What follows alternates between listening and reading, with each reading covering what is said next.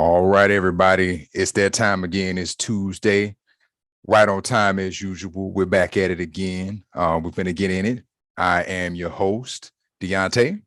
And I'm Shekema, And we are the Dunlaps. the Dunlaps. Yes, we are. And we are about to get into some creativity, talk about something to get the mind going, get the juices flowing. So you want to kick us off today with today in history? Yeah, so today I actually have two. So the first one comes from our traditional, the Equal Justice Initiative history of racial injustice calendar. And so today in 1834, the Alabama legislature banned free Black people from living in the state.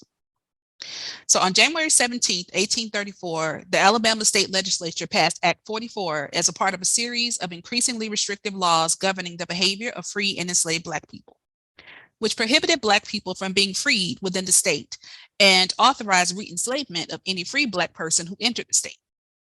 Let's pause for a second, just let that marinate.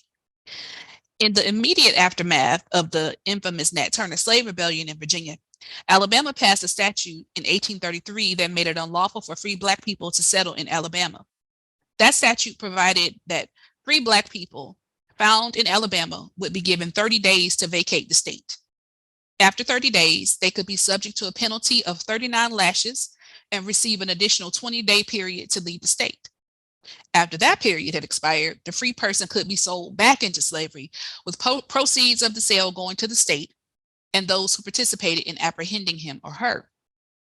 In 1834, Act 44, which is what we're talking about today, expanded on this legislation by specifying a series of procedures that had to be followed for an enslaved Black person to be freed within the state. For one, the law required that emancipation of an enslaved person could only take effect outside of Alabama's borders. Further, if an emancipated Black person returned to Alabama after being freed, he or she could be lawfully captured and sold back into slavery.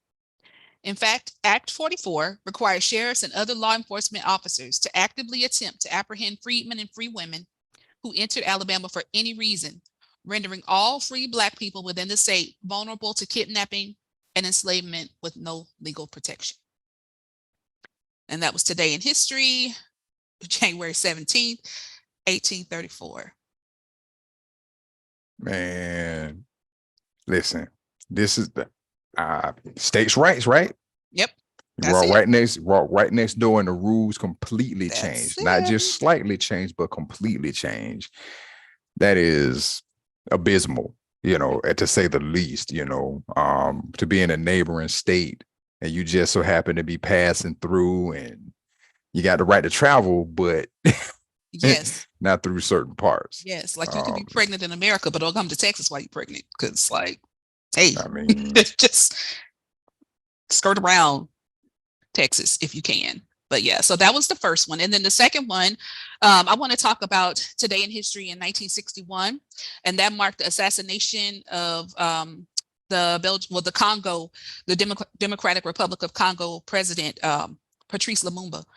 And so y'all, the U.S. government sanctioned that assassination. So the president at the time, actually Roosevelt, I think it was, let me see who it was. No, Eisenhower. Eisenhower had given the CIA authority to assassinate him, just take him out, right? But then Dulles, who that Washington, D.C. airport is named after, Dulles, who was the CIA, I guess, leader at the time, thought that's probably not a good look for us. So let's figure out a way to get him arrested, and then we can have him executed in his own country. And so that is what happened to him. And he was about the liberation movement in Africa. He wanted Africa for Africans, and he was really Pan-Africanist, and he was really trying to change the game. Y'all know the Congo suffered a lot under King Leopold and Belgium. And so just a year ago, June 21st of last year, they said they didn't have any of his body parts, right? Because they said that they assassinated him and they put him in acid. That's what they told everybody. So no body was ever found. But Belgian leadership just returned one of his teeth to his children last year. They were like, sorry, we don't know what your daddy is, but here's a tooth. So who had the tooth? Who kept a tooth? The questions, the burning questions. And they gave them people a tooth and said, here's the remains of your dad that we've been holding on to since 1961. And so, wow. Yeah. So that was today in 1961. And many historians have called Lumumba's assassination the most important assassination of the 20th century. So that's huge. Yeah, that's massive. So that was today in history. Wow. Well, that's a really both of those factors are pretty sobering. I'm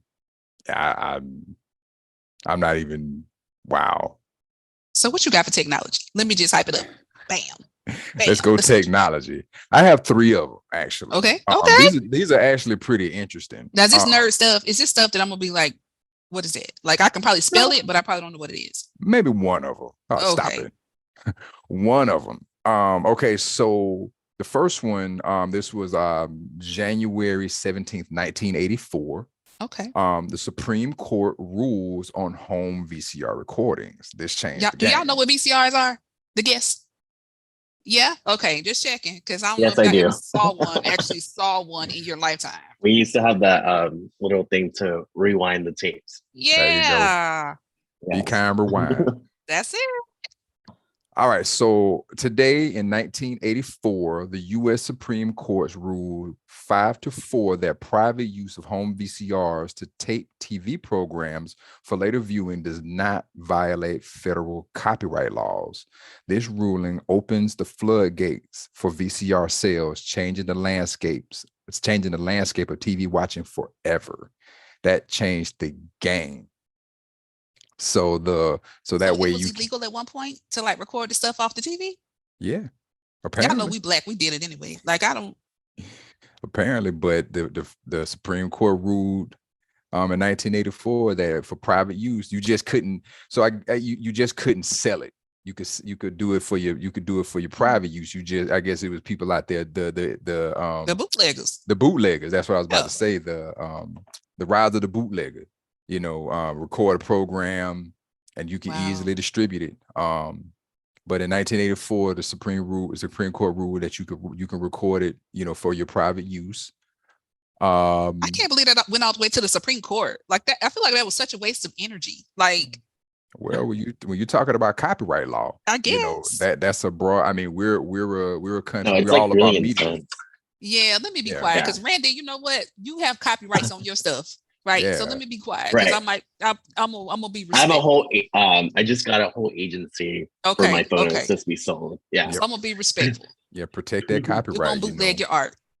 And that way artists and creators and but back, could get, that's what set the table for what we have today. So where you can't pirate people's stuff, so that was a big one. That was pretty good. That was a good one. Okay. So today in 96, computer is used in the discovery of new planets. Paul Butler and Jeffrey Marcy announced to the Astronomical Society that they had discovered 2 new planets using an unconventional computer technique to analyze the movement of the stars. Since that time, thanks in part to their use of computer technology, Butler and Marcy have become known as the world's most successful planet hunters. So they used computers to discover new planets. That was interesting. And that was in 96? 1996. I feel like what took them so long? Like, I don't know. Like computers were around. I don't know.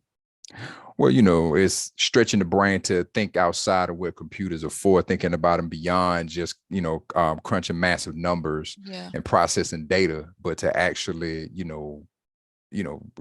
actually expand the capabilities that what computers are actually able to do. It just astounds me that it took them so long, because 96 seems. Well, I mean. Okay, go ahead. Go ahead, do your next one. And last but not least, January 17th, 1998. This one is interesting. Matt Drudge, the Drudge Report legitimizes internet reporting. Matt Drudge breaks the story of the Bill Clinton Monica Lewinsky affair on his website, The Drudge Report. This incident brought to the limelight the emerging internet news industry. Almost overnight, it seems, traditional news media, especially newspapers, began to lose ground to internet news sources.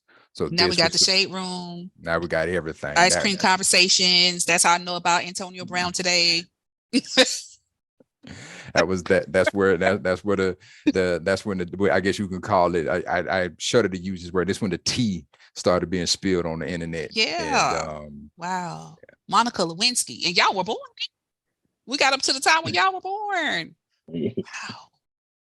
Today, Monica Lewinsky. Y'all don't even know about Monica Lewinsky, do y'all? Do y'all remember that? Yeah, Bill Clinton cheat with her. Yes, I did not sleep with that woman. Yes, that's what he said. That's what he said. I did not have relations or whatever he said with that woman. Right. With that woman. Yeah. All right. So today I'm so glad to have y'all here. So we have my sons, one bio, one just by heart. We have Malique Holmes and we have Randy Tran. So I want to just give y'all a moment to introduce yourselves, and which one of y'all wants to go first? I'll let Malique go first. I was about to say, oh man. First of all, I'm very happy to be here. It's an honor to be on the show. I'm really happy for it. Like Mama Dunlap said, my name is Malique. I am a musician, a writer. Fun fact, I play, as of right now, 8 musical instruments. And I'm currently a student at Atlanta Metropolitan State College, graduating class 2023 come May. So I'm really excited about that. So yeah. Yeah. Congratulations. Thank you. Yeah. And that's obviously my bio son. All right, son of my heart, Randy. My name's Randy. I'm a photographer. I currently live in Los Angeles. I do fashion, beauty, commercial work, and I also shoot a lot of celebrities here and there. But yeah, photographer. Not a starving artist anymore, so it's great. Look at God. Yes. Yeah. So I'm working on things. It's okay to name drop, Randy. Can you tell us some of the magazines? Because I share your stuff on my page whenever I see it, but tell us some of the magazines you've had either covers for. So far, I've shot for Cosmo. I've worked for Harper's Bazaar. I do work with Elle magazine in Vietnam, so it's really great. I've also worked with some indie magazines in London. They're pretty big in the fashion industry, so it's been great. Celebrities I work with, I've shot Kris Jenner of the Kardashians, met a couple, actually almost all of the Kardashians, and then when I was assisting, we did work with Keke Palmer and a couple other ones, but specifically myself, I work with Hailey Kiyoko personally and for Cosmo, and a couple other celebrities. Since I live in LA, it's much easier access to working with them because they always need photos. I've also worked with Ashanti. There's honestly a list. A lot. But yeah. But those are the few that I've worked with so far. That is cool. And I just want to say that I remember you walking around high school with your camera. And I don't know if you knew you were gonna, actually do it, but I just remember, one day you saying, I'm moving to LA. Yeah. I'm just gonna try it. I'm just gonna move to LA. And the courage that it took for you to do that. And now look at you. I'm so proud, man. I just remember you and oh my God, you were just are you sure? Everyone was questioning. And Miss Floyd too. Miss Floyd's are you sure? Now, you were Miss Floyd's baby. Oh, so Miss Floyd just wanted to make sure she wasn't going to have to send groceries every month. That's what that was. Miss Floyd was going to take care of some Randy. Yes. Mm-hmm. She really was. I mean, even when she visits here, I drive, no matter, I take the day off and I drive to her, picked her up before. She's gone here for a couple of times already. And it's so fun. And I really enjoy it when she comes out here.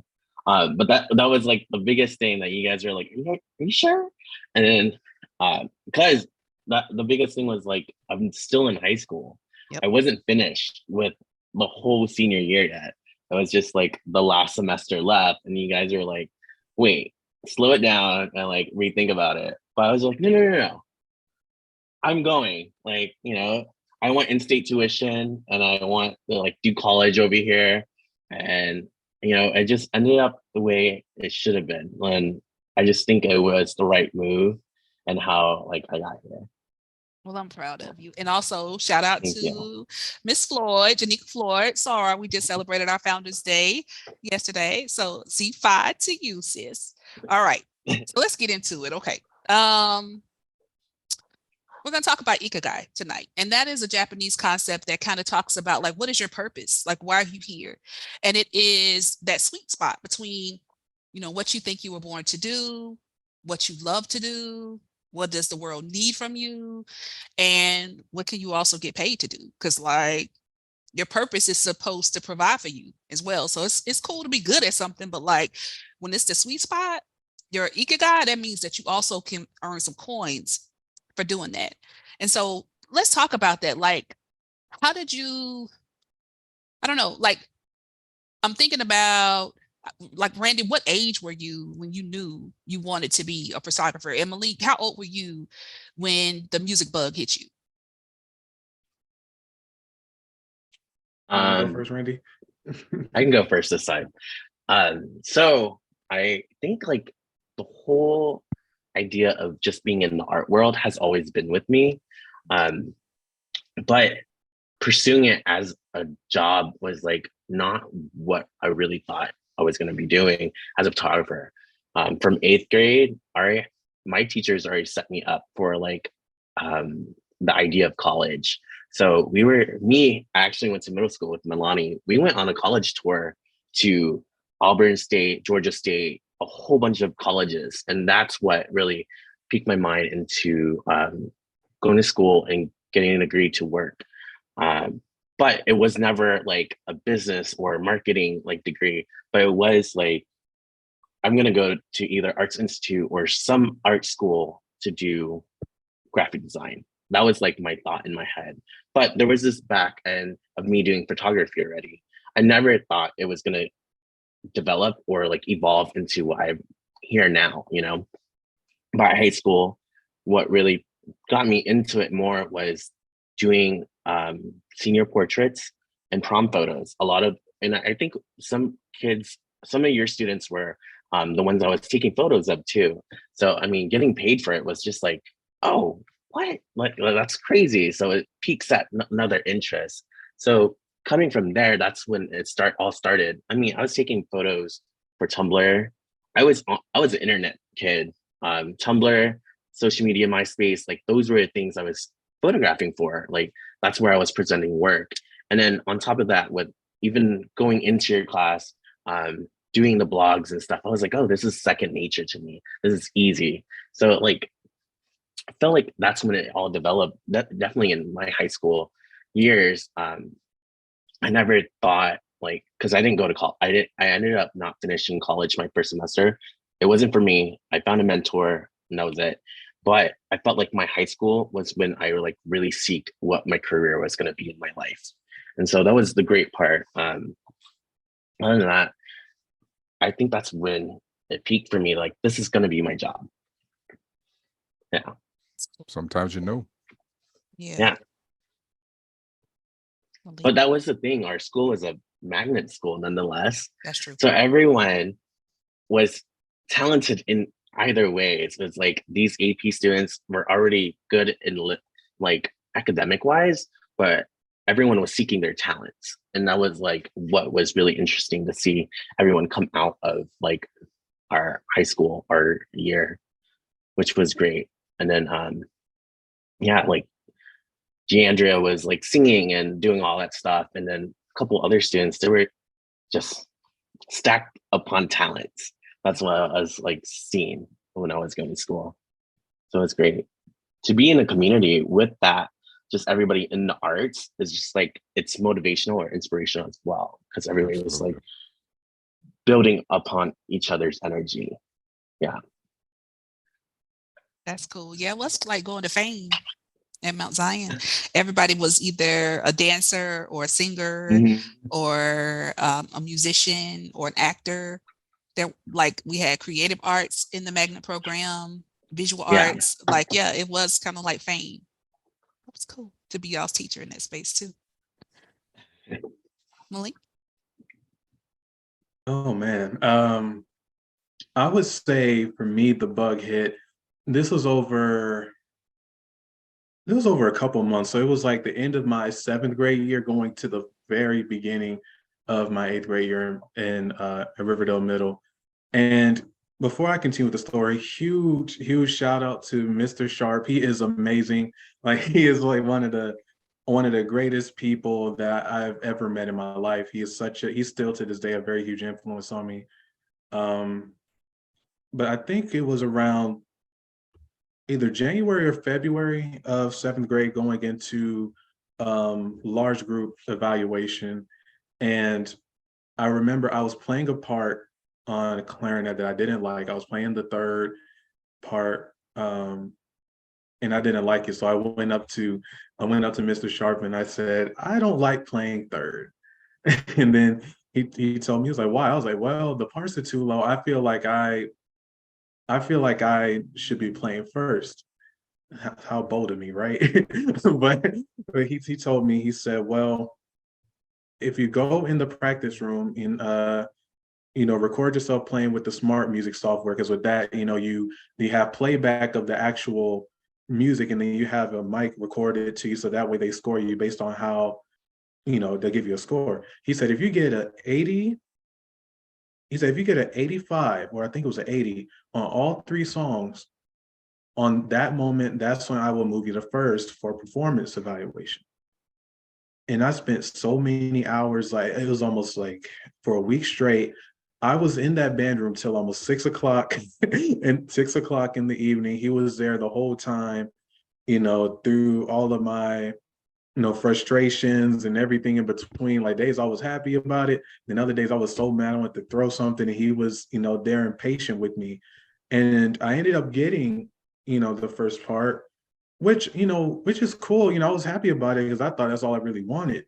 But then going into 8th grade year, where this is my 2nd year in the symphonic band, the more experienced band, and I look at the seating chart on the very first day of school, and I am the first chair in my section. When that happened, I was like, I don't know what, like something just like took over me that day. I was running around the band room. I was doing like flips in the hallway. I was just like, oh my gosh.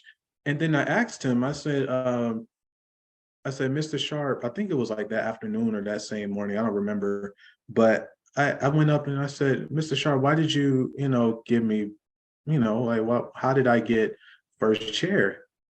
And he told me that it was because of those moments the previous year when I was staying in that practice room and I was constantly going at it, like regardless of what score I got, whether high, even if it was a high score, when I could have sat with the 80, I kept going for the 100, and I ended up getting 100% on those songs. So I completely mastered those songs. So it showed him that this is someone who can lead a section, or someone who could possibly lead. And around that time also was when I first got my, my first taste of conducting, because he just like gave me the like he just gave me the baton, and just at random one night, and was like, oh yeah, so, and he told the audience, like, we have a student that's going to conduct, and I'm looking like, oh, who's going to do it? I'm excited.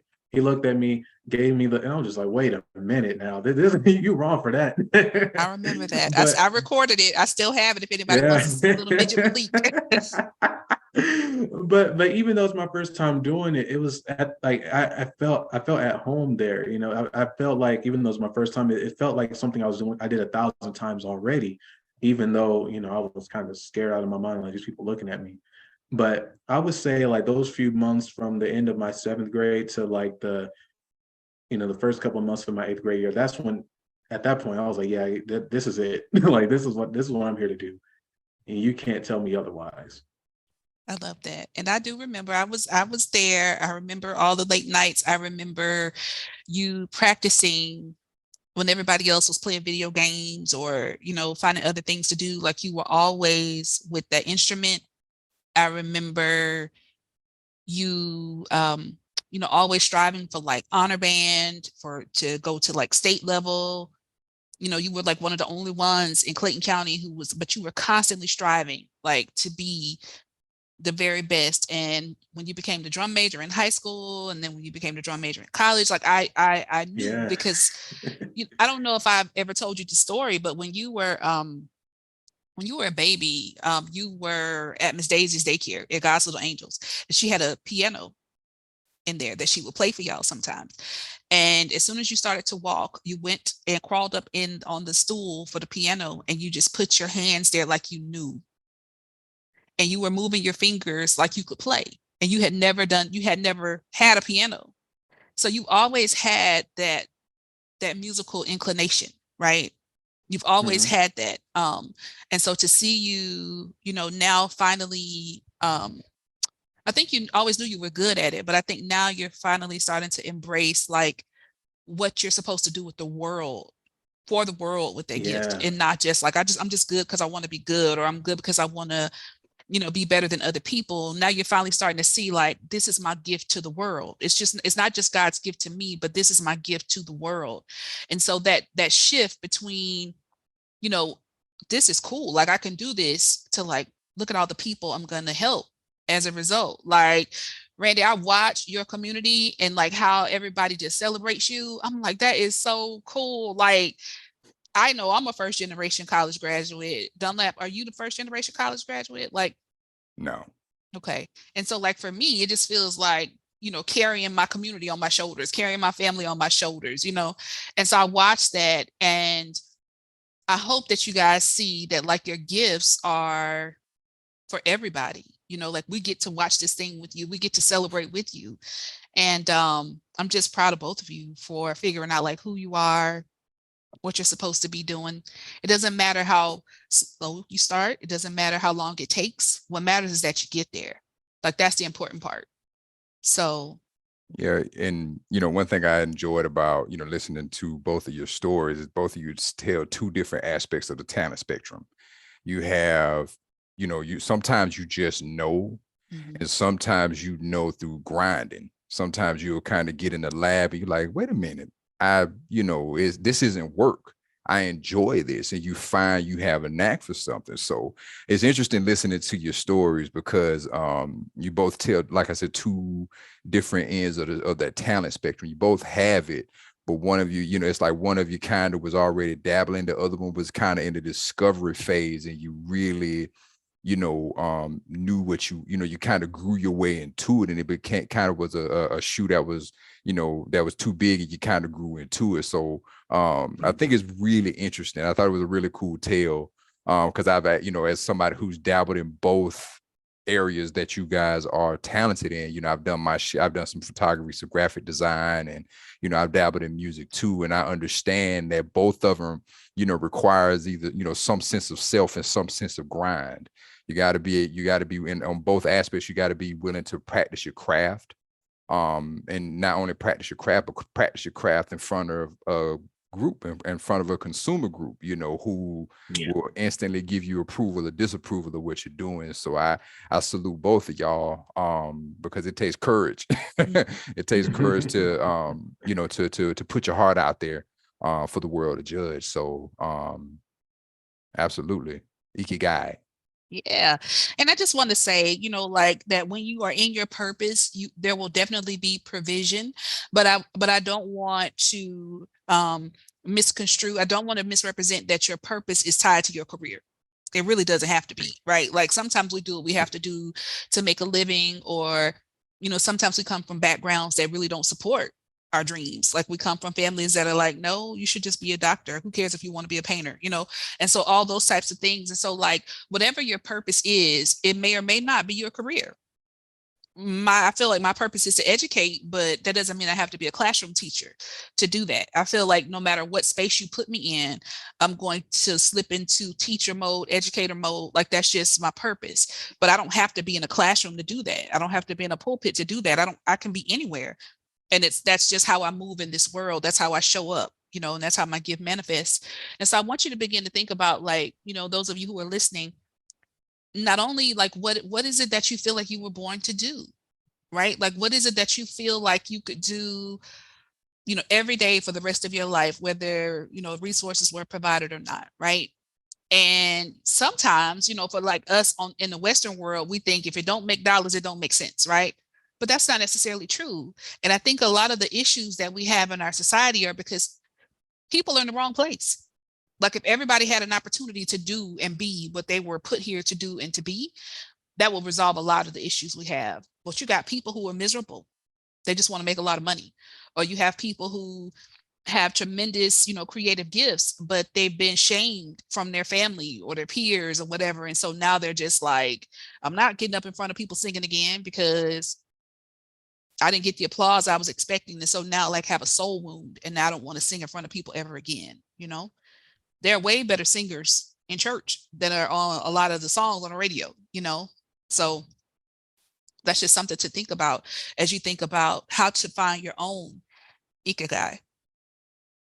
And I was thinking about that too, a little bit, because I know it didn't really dawn on me much like what exactly I was going to do with music until I became drum major at Tri-Cities. Because at first, you're making the honor bands and district, you're doing these all-state things. You're spending like a week or so at UGA as far as their little festival and stuff. But for the most part, like me and my music it wasn't really just about the music. It was just kind of me wanting to be the best, and whatever comes with it is just for me. So I wanted to be a professional musician. I still do, but in the context, it was kind of just more so like I'm out there on the stage, single spotlight for the most part, and then you just see me in all of my greatness, I guess. But I compare it to a bit to in the book of John when Jesus asks Peter, "Do you love me?" He says, "Yes," and Jesus says, "Feed my lambs." And I think about all the times where I was thinking about, like going for individual greatness, but every time when I least expected it, somebody told me to conduct this or to watch over these people or to organize this for this group of people, and I was wondering, like, why am I doing? I don't want to do this. I hate it. I'm good at it, but I don't want to, like, what about me? Like, I don't want to be looking after these people. I don't want to conduct. I want to just be that guy in the front. But then it made more sense. A couple months ago, I was at a career fair at Atlanta Metro had a career fair, and they had some representatives for Clayton County Public Schools. And I had no idea what they were doing up here, but when they found out about who I was and what I did, and they emphasized to me how much like they're in need of instructors for their music programs, especially since as they're cutting the funding, the teachers are leaving, and also as teachers are leaving, they're also cutting even more funding for the program. So they need more teachers in Clayton County to further incentivize the department to send more funds for their music programs. So at that moment, I thought to myself, well, I can always go on any kind of stage and perform whatever, jazz, reggae, whatever, whenever I feel like it. But what good is that if I come back home and then I see that there are so many kids who have that same drive to be more than their current circumstance, just like how I did in middle school, and yet there's no one there to help get them to that level. At some point, it becomes pointless. Yeah, your gift isn't just for you. It's given to you to express to the world. It's given to you to produce something, to make something of, to make more. That's why, be fruitful and multiply. That's just not making more people. That's, building others and instilling in others helping them grow what's great within themselves. That's what we should always inspire each other, and I think that's part of what our gifts do, is to inspire. And that's why it's to inspire us to bring out the best within ourselves. And I like what you were saying, as far as, not just no longer doing it for you, evolving past, it just being for you, but thinking more, how can I be of service? How can I give back to the world? How can I give of myself? And what you learn is the more you give, the more you receive. Mm-hmm. One of the things that we learn in Muay Thai, one of the things coaches often teach you is to get stronger, you have to give the strength that you have, meaning you have to train hard to get stronger. You cannot expect, it's like the parable about pouring into a full cup. You cannot continue to pour into a full cup and expect increase in that cup. You have to empty that cup and allow that cup to be replenished. And that comes through giving. You give, you empty your cup, you give. And in turn, whether it's through, connections, gratitude or whatever the case may be, you get poured back into, whether it's financial, spiritual, relational, you get that back in whatever, in whatever proportion that you gave. So, I'm happy to see that I'm happy to see that things are coming full circle for you like that, and you're seeing your value, in terms of where you can give to the world, because that's a different. You step out, you show up different when you have something to offer. So I have it's kind of a petty question, messy, little shade roomish. So Randy, tell us the most rewarding thing about photography, and then tell us the most challenging thing. Like, you don't have to tell us who the worst person was to photograph, but like, tell us the most challenging thing. I could say that, what's it called? To piggyback on like Ikigai, you're working because you're passionate about it and it's something that you good at and what you love. So even to get to the point of like, I moved here, I worked 3 jobs, actually 2 other jobs before I even became just a freelancer as a photographer. I went through a lot of phases, and you really have to have thick skin to be in a creative field. No matter how hard it gets, you have to keep persevering to get where you really want, to make money out of the thing that you love. So when I first moved here, I had no car. I was taking the bus everywhere, or either I walked everywhere. The train also to LA to get to my mentor or have her pick me up. There was no Uber. Uber wasn't like a thing yet. Money was like a big problem. I had a part-time job, but it was so part-time that I didn't really pay anything. Luckily, rent was covered from my mom. So like going through those phases is like growing to work other jobs just to pursue your like happiness job is like the hard thing. But at the end of it, you'll be working your passion. Now that I'm in it, like the hardest part is just like not even dealing with the client, but finding the client, finding the people that you want to work with, or find the team that you want to work with. Because I work in like fashion, beauty, and commercial, there's a lot of people that I need to network with. The hardest part, if you're a introvert person, it's going to be a hard job for you to go out and like network. Networking is such a big thing when it comes to working these creative jobs, because you're getting your name out there, you're putting yourself forward.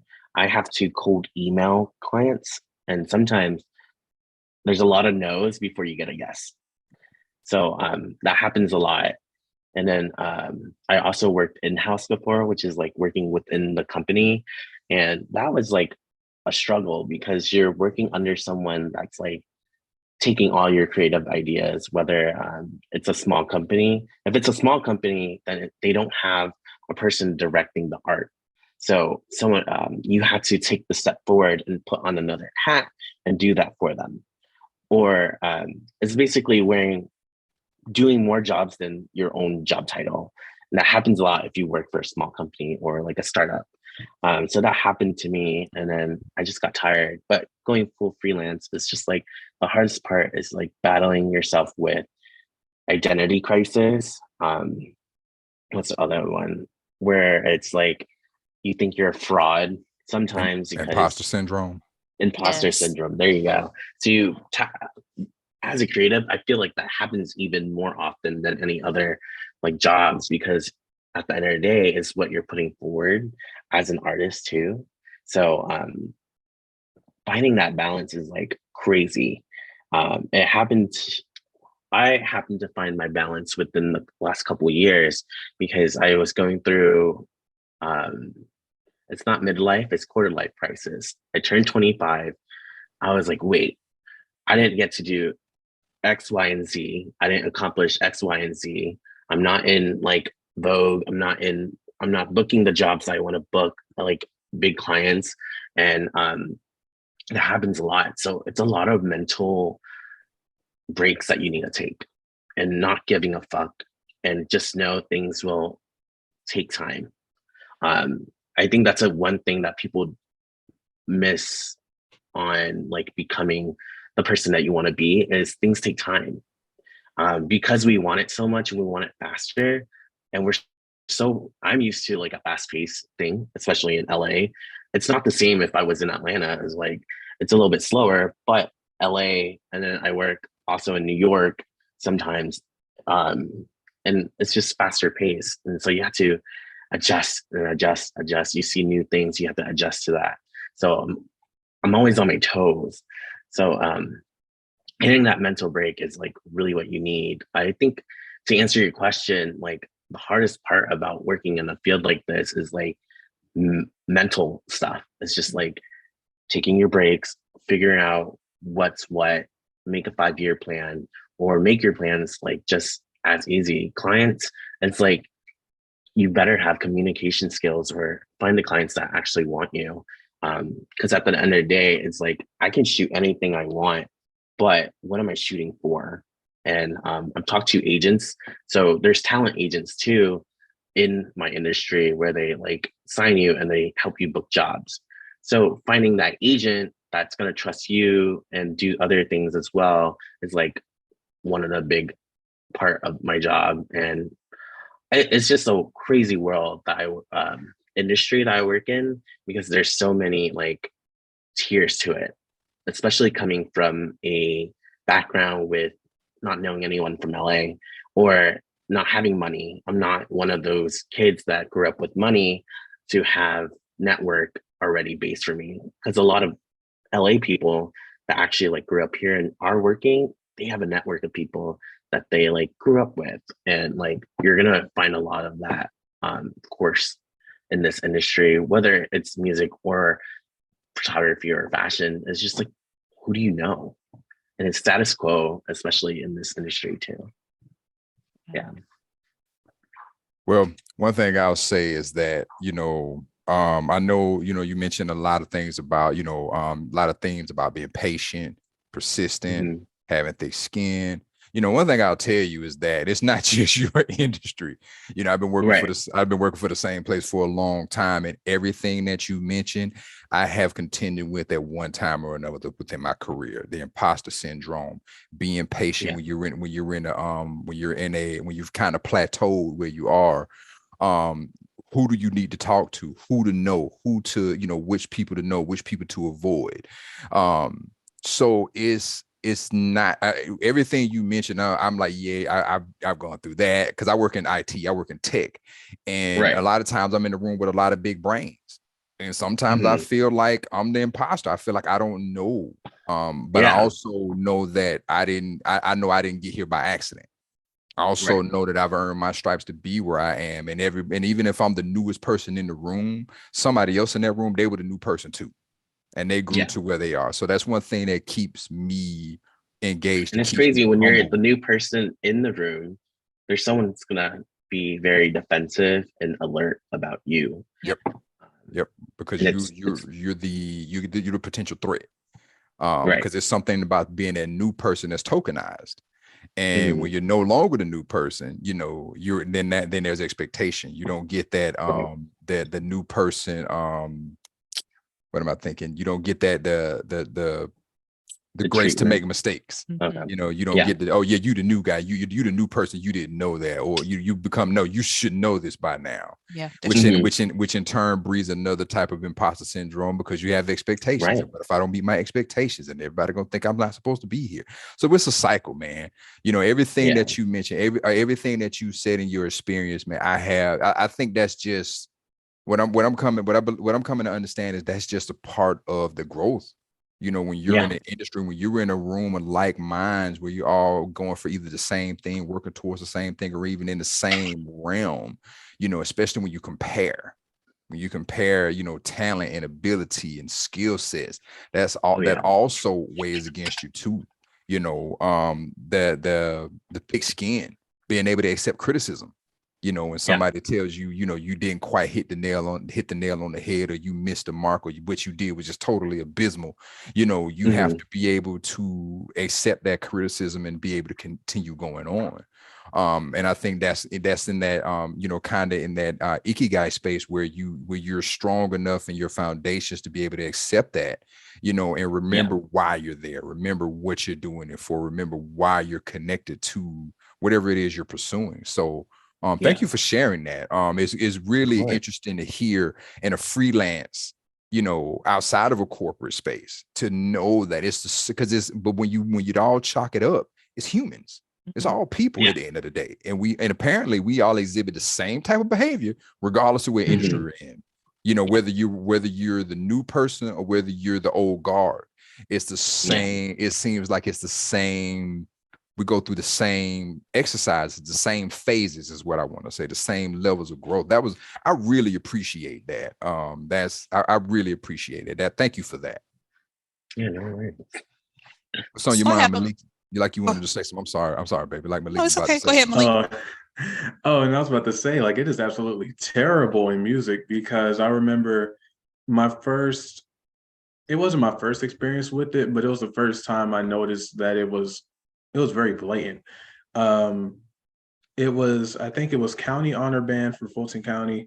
We already had the auditions, and, you know, we already finished the auditions. Everybody that auditioned out of us, I think 10 of us auditioned, we all made county. Cool. So we find out that the next 2 days we're going to spend performing at, I think it was Centennial High School, like North Fulton County. We walk in there I guess in like Northern Fulton County, since, you know, they look at us from Tri-Cities like we're those, I'm gonna just say, dancing machines. Like we're those dancing machines, or those guys that just do whatever. I don't know what exactly they say about us up there, but it was so crazy because they'll ask, like, "Oh, what high school are you guys from?" "Oh, we're from Tri-Cities," and then they will give like the blankest stare. Their faces would turn white, well, whiter than white in most cases, and then they're like, "Oh, so that's where you're from." "Oh, okay." And then it was crazy. And then they tried to hit us with like different types of musical vocabulary, like we didn't know anything. It was almost as if someone starts speaking Spanish thinking that you don't know any Spanish, and then like in the movie where they speak the foreign language, and then the main protagonist says the same language too, and they're like, "Oh my gosh, he said that." That's exactly what that was during those 2 years, like going to Centennial High. You have kids from Alpharetta High, Milton, Johns Creek, and they are just constantly trying to, like, they're throwing passive aggressive jabs at you because you're those dancing machines down there at Tri-Cities. Like, pretty much they make you think that you're on the other side of the Mississippi, somewhere in Texas, and then they're in Florida. But it was just like they gave off a energy or a vibe, like, wait a minute, like these guys are supposed to be here. And we were like the only Black people in that entire like 50-piece, maybe 60-piece band orchestra that had everybody else was white. I think he said maybe like one Hispanic at that time, but it was crazy. But what we decided to do was we decided to fraternize a little bit just to kind of get over, because we were only there for like 3 days. But then they got upset that we started fraternizing. Like they started trying to come in like circles, trying to figure out what we were talking about. And they would try to make it seem like, well, we're trying to like all be together. But in reality, it was kind of like, okay, we can't have these people in this corner in the cafeteria just minding their own business. We got to go in, see what they're doing, see how these dancing machines talk, what's their lingo, what ticks them off. And all this is going on within the span of 2 days. so by the time the performance was over, I think it was like a Saturday night, we're about to get on the bus, and then they're all trying to, high five us, talk about, oh, how great we sounded and we did this. And we're just looking at them like, I think one of us actually gave a middle finger before we went onto the bus and went back down to Tri-Cities. We had enough of those people, but it was very blatant. I know that musicians can be extremely catty and brutal, and territorial. It takes so much courage to get up there and perform like that in front of people. And there was probably some microaggressions going on, when you're going from like the south end of the county to the north end of the county. Like you're right, like they just thought maybe you could play because you're Black, but you didn't really know any terminology, or if they threw some musical terminology at you, you wouldn't know what it was, almost like you just prepared by, right, I don't know, just standing in the music playing your instrument. And so I fully understand that. And I don't, teaching is kind of like and it's that so funny. I feel like art, even if you know the technical details, it doesn't even matter at the end of the day. It matters how you play or how you use whatever you're doing, like the medium. It doesn't, like, even if you didn't know the technical terms for certain things, it wouldn't have matter, because the moment you stand on that stage and you start performing way better than them, you're gonna shut their mouth. That happens a lot in photography. A lot of the people who talk technical terms, they think they're the greatest, but at the end of the day, they're not booking or doing certain things as well.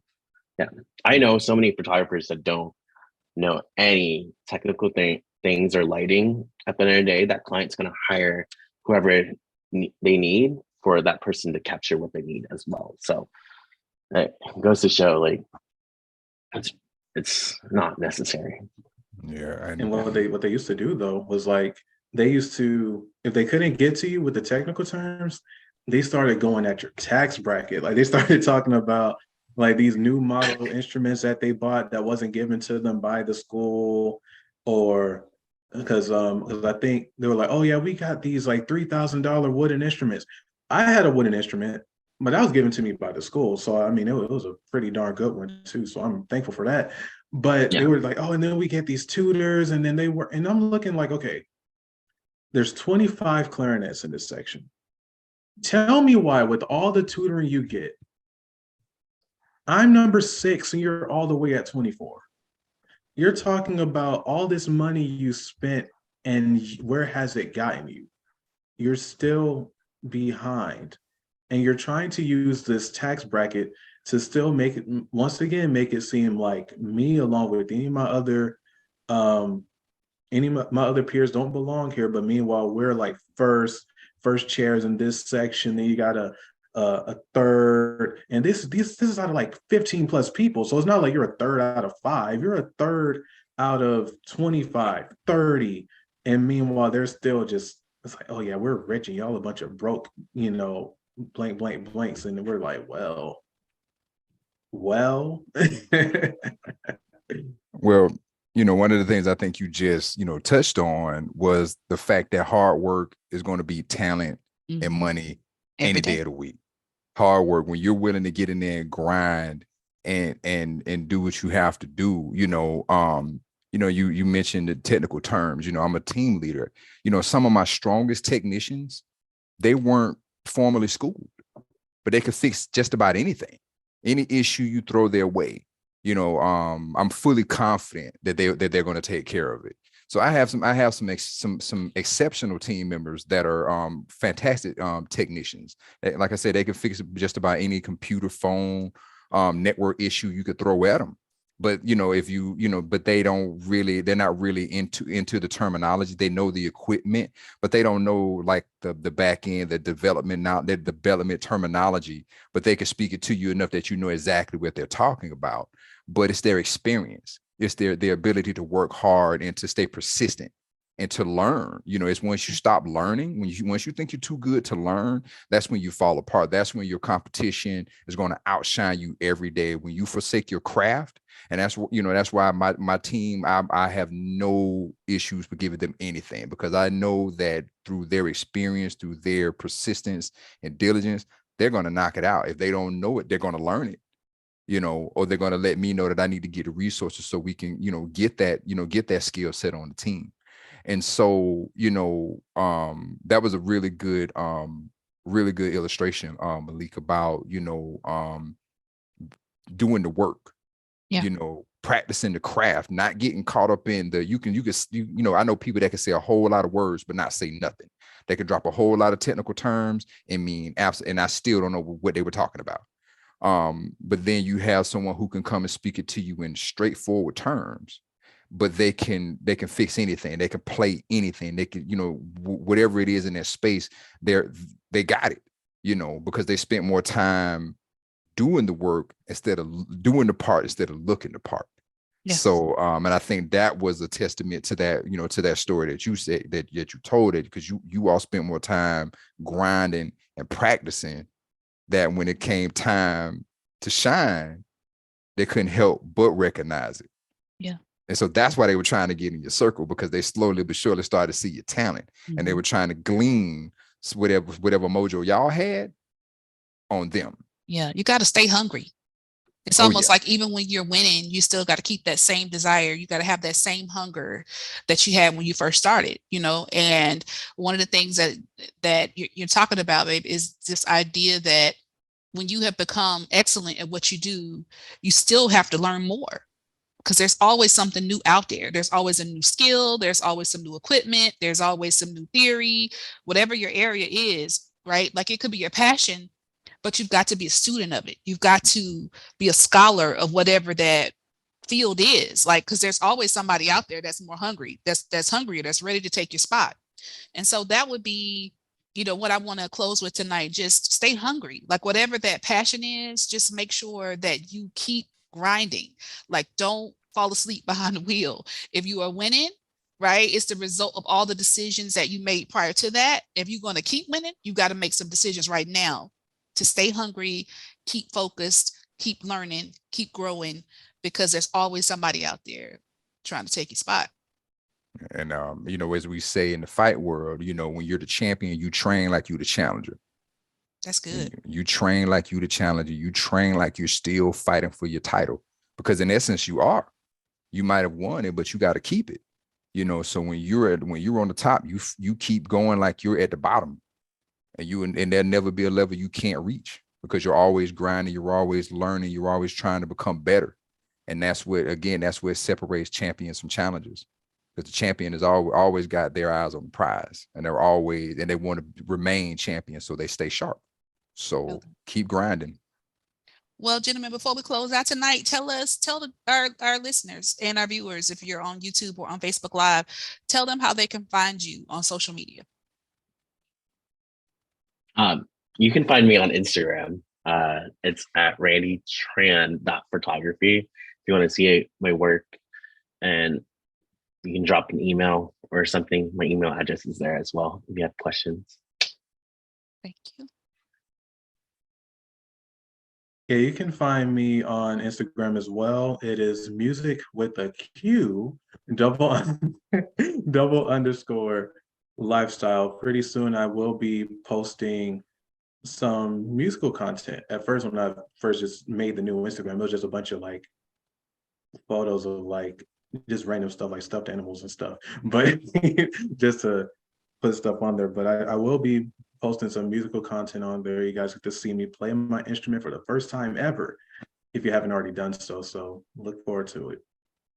We are looking forward to it. So this has been another episode of In It Together with the Dunlaps. I'm Shekema. I'm Deante. We're the We Dunlaps. are the Dunlaps. That is us. Yep. So we'll see you here next week at the same time, Tuesday night, 6 p.m. Central Standard Time.